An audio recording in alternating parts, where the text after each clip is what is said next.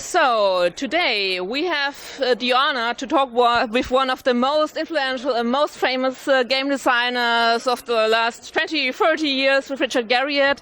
It's a pleasure to have you here. Thank you very much for being with us here. And to start, I have something brought with us. Do you remember this guy? He still has his braid here as well, and some things haven't changed, but the graying of the beard has definitely changed. Yeah, and of course also other Origin games too: Pacific Strike, Privateer, Ultima 8. Yeah, wow, it was indeed. That's great. So, what has changed since then, since these days? Well, you know, our industry is such that while there is lots of change, there's also lots that's remained the same. You know, of course, the computers we're building on top of have advanced enormously, and so the quality. I was actually just looking at some of these graphics the other day while I was actually putting together my talk for tomorrow, and you know, your memory of the graphics was that they were spectacular for their day. And they probably were pretty good for their day, but you look back on it and go like, wow, this has come a long way since. So a lot of things have really advanced. On the other hand, you know, making games is at least as hard today as it ever was. I mean, to tackle that level of sophistication is at least as hard now, if not harder. So I think that there aren't more higher quality games today than there were back then for their day. So you have conquered space, you have been deep in the ocean, you have been in the Antarctica, so now you're back in games, where everything started. Why that? Well, I don't feel like I've ever really left games. I actually think that the thing that I am most passionate about in life is exploration. And that is exploration of the physical world in which we live, space, deep sea, Antarctica.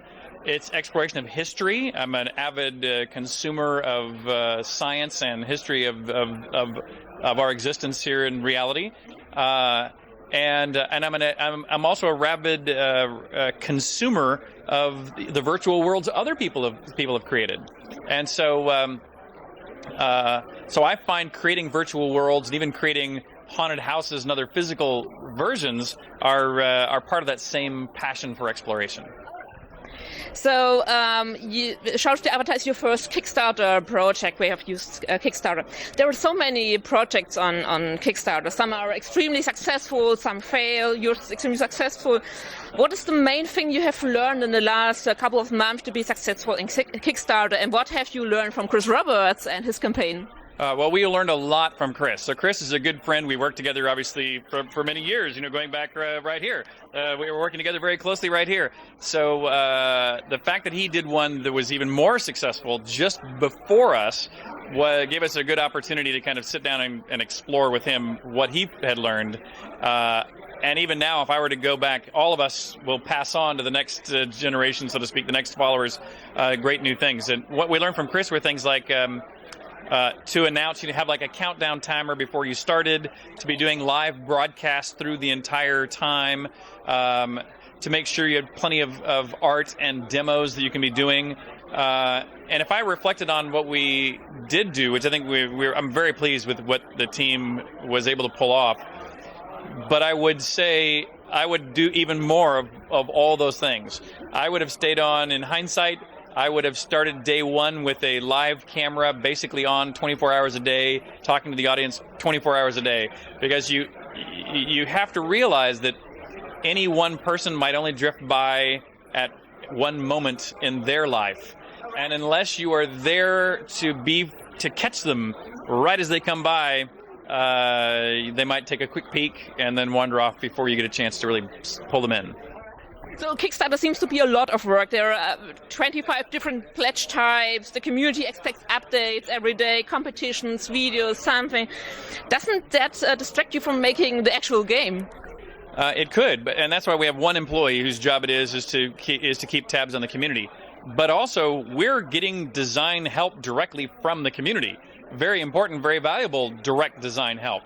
We're even going to be opening up to the community to contribute art into the game. And so we're crowdfunding or crowdsourcing not only funds to make the game, but content to put directly in the game. So it's not, none of this is a waste of time. So you have announced that your plan is to bring back the role-playing back into gaming. What does Shadow of the Avatar deliver? What nowadays RPGs like Skyrim or Witcher don't deliver? Well, you picked some very good ones like Skyrim. By the way, I have nothing but great things to say about Skyrim. It's a beautiful, gorgeous, amazing game. But I think it's an exception. I think there are a lot more games, especially multiplayer games, that are in the vein of somewhere between EverQuest and Worlds of Warcraft, where you click on the guys with exclamations over their head, you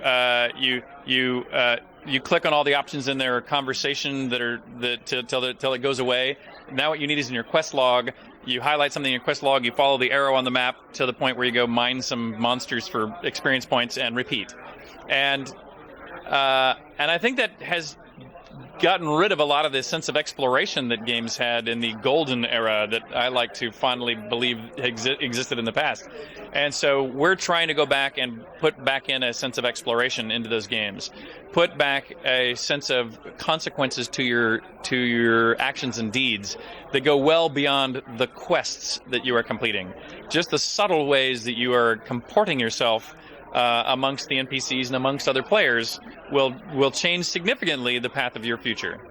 So Shadow of the Avatar is mainly a solo-playing game with a multiplayer mode, but it's not an MMO. So can you explain the difference between an MMO and a multiplayer role-playing game? It's hard to actually nail exactly what this is. I've changed the way I describe it over the last few weeks myself. If I were to describe it today, which was different than you probably heard me say online even, I think it is an MMO, but it's a new type of MMO. I think an MMO is at least a closer description. It's a story-based game, so in that sense it feels like a solo-player game because it's story-driven. It is multiplayer, and you can meet anyone and everyone who's playing, but you'll more likely meet the people who you already know, the people who we import from any friends list you're willing to give us any indication of. But it's not a classic MMO in the sense of if 10,000 people all jump into one map, you won't see all 10,000. You'll see your friends and not the other 900,000. And so it's a new interpretation of a multiplayer role-playing game. Exactly what you call it. We'll have to come up with a new term. MMORPG was already a pretty hard term, but people got used to it, and we'll think of a new one. Okay. So if things go well, Shadow of the Avatar is the first game in a row of 5 games, so which are really yearly published. So you're busy till 2019. Is that the plan? Yeah, exactly. And so I haven't done the math. Is that about right? So let's see, 13, 14, 15 plus 5. Yeah, 19. Yes, exactly. Yeah, that's exactly right. So the team is growing, and will stay focused with a small team, or is your plan to grow with a huge team to handle all this stuff? I don't think we want to try to get to the 100-person teams that you see make a lot of the big MMOs these days. I think it's without regard to whether it's a business mistake, I'm just not interested. I just couldn't do it. Games. If you look back at the early Ultimas, those took me and sometimes 5 or 6 of my friends, sometimes a year or 2 to make them. Ultima Online took 3 or 4 or 5 years. Every MMO since takes 3, 4, 5, sometimes 7 years. There's just not that many 7-year cycles left in life to be willing to undertake that level of stress. And so that's why we're going to really try to do these in 1-year cycles. So my last question is, today at this convention and tomorrow there are literally hundreds of young people who love to become what Lord British is today. So what is your main advice for them? I think that research, it's a simple concept, but my main complaint about